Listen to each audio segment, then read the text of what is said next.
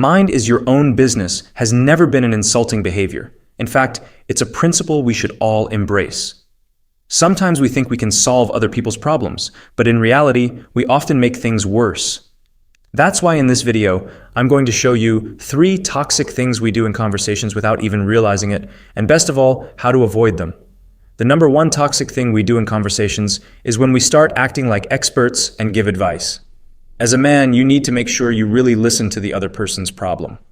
A long time ago, I used to jump straight into giving advice to the person in front of me without even asking first. That was a huge mistake. It literally distanced people from me. They felt weak and incapable while I played the superhero.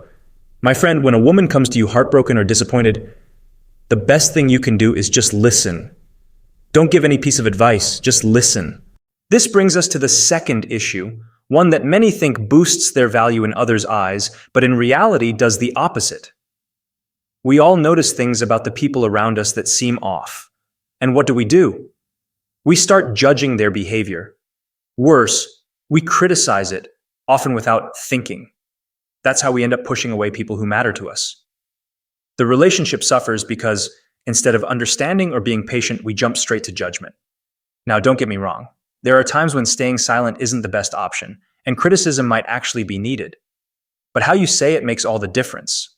For example, if a friend is blasting music too loud, instead of criticizing them outright, you could say, "I can tell you're really passionate about music, and if you turn the volume down a bit, you might enjoy it even more."